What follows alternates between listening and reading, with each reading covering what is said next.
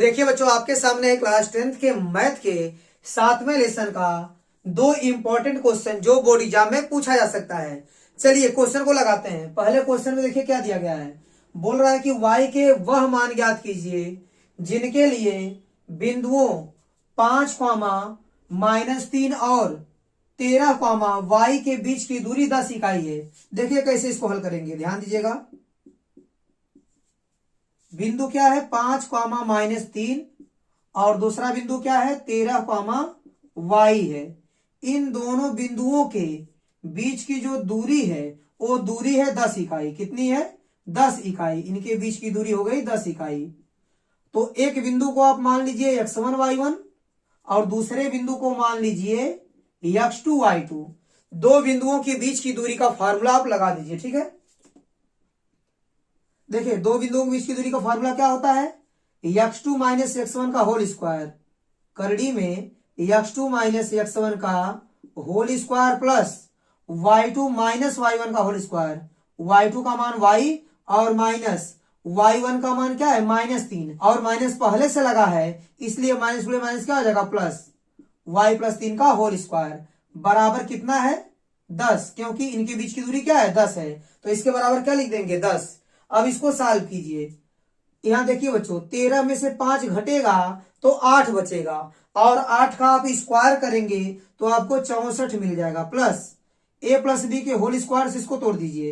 ये हो जाएगा आपका y² प्लस 3 का स्क्वायर 9 और प्लस 2ab मतलब 2 × y × 3 तो 2 × 3 = 6y बराबर हो गया 10। ठीक है।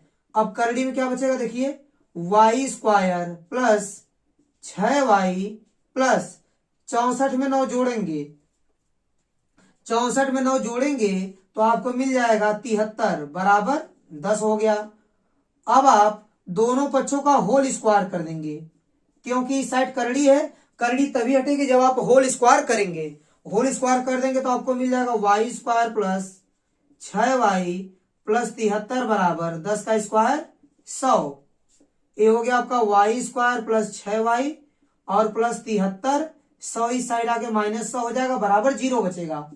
इसको और सॉल्व कीजिए। ये है आपका y² प्लस 6y। 100 में से 73 घट जाएगा, 100 में से 73 घट जाएगा तो आपको मिलेगा 27, वो भी माइनस में। अब आप फैक्टर लगाएंगे। देखिए घटाने पे 6 चाहिए, गुणा करने पे 27 तो 9 × 27। 9 में से 3 जाएगा तो आपको 6 भी मिल जाएगा और 9 × 27 भी होता है तो 9 और 3 पर फैक्टर लगेगा तो 6y को आप लिख सकते हैं 9y - 3y फिर -27 बराबर 0। इन दोनों में से आप y को कॉमन कर लीजिए तो y + 9 बचेगा माइनस। इन दोनों में से -3 कॉमन कर लीजिए y हो जाएगा और प्लस माइनस कॉमन किए चिन्ह बदलेगा प्लस हो गया 3 × 9 = 27 बराबर क्या हो गया 0। y + 9 को आप कॉमन कर लीजिए तो y - 3 बचेगा। अब दोनों को अलग अलग 0 के बराबर करना है।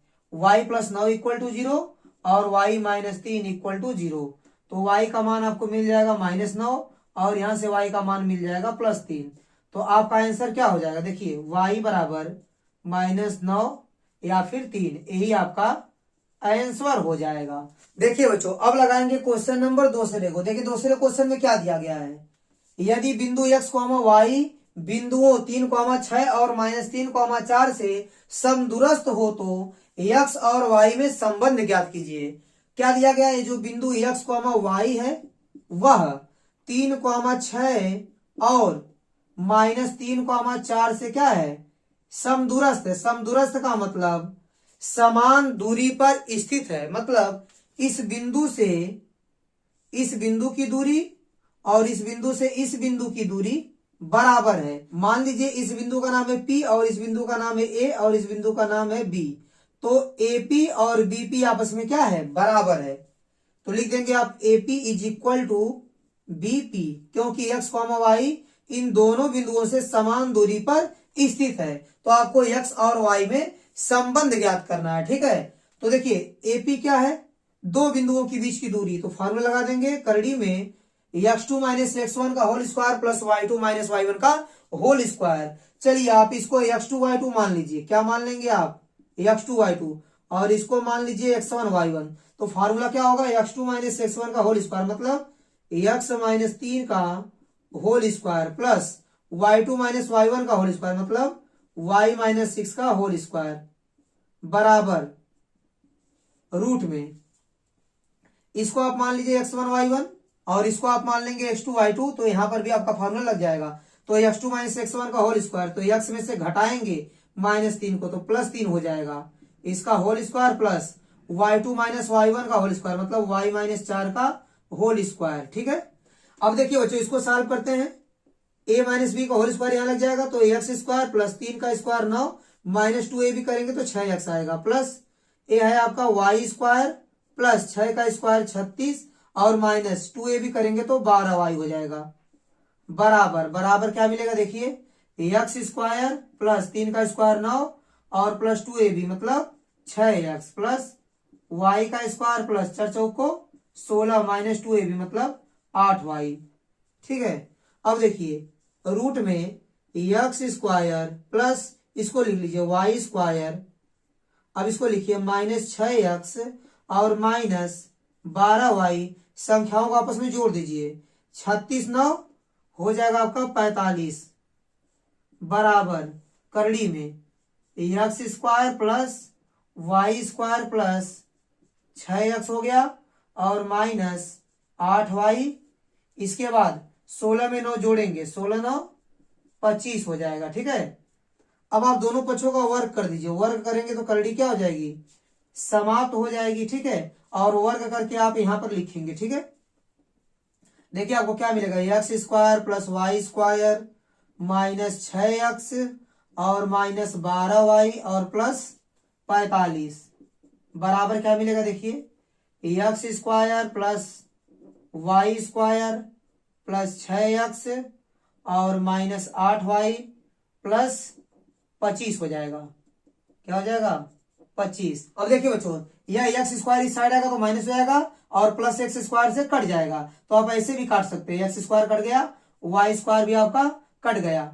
अब देखिए ये है -6x, इसके पास लेकर आइए +6x को, उस साइड से इस साइड जब आएगा +6x तो वो हो जाएगा -6x। ठीक है, अब -12y आपके पास है और इधर से -8y को लेकर आएंगे इस साइड तो +8y हो जाएगा। ठीक है, इसके बाद देखिए यहां कितना है 45 प्लस 45, 25 इस साइड आएगा -25 बराबर क्या बचेगा 0 बचेगा। ठीक है, अब देखिए -6 -12x हो जाएगा और -12 प्लस 8, 12 में से 8 जाएगा तो 4 बचेगा -4y और प्लस कितना बचेगा ध्यान दीजिएगा, 45 में से 25 निकल जाएगा तो 20 बचेगा बराबर 0। अब इन तीनों में से आप -4 को कॉमन कर लीजिए, 4 तिहाई 12, 4 एकम 4 और यहाँ चिन्ह बदलेगा -4 5 20 बराबर 0। ये हो गया 3x प्लस वाई -5 बराबर 0, -4 का भाग कर देंगे 0 में तो वह 0 हो जाएगा। ठीक है, तो यह आपका एक संबंध निकल गया x और y में। ठीक है, आप ऐसा भी लिख सकते हैं 3x प्लस वाई बराबर 5, दोनों में से कोई लिख दीजिएगा। ठीक है, आप दोनों में से किसी को भी लिख देंगे आपका आंसर सही हो जाएगा, ये भी एक्स वाई में संबंध है और यह भी एक्स वाई में संबंध है। ठीक है, तो यही आपका आंसर हो जाएगा। तो बच्चों उम्मीद करता हूं कि यह दोनों क्वेश्चन आपको अच्छे से समझ में आया होगा।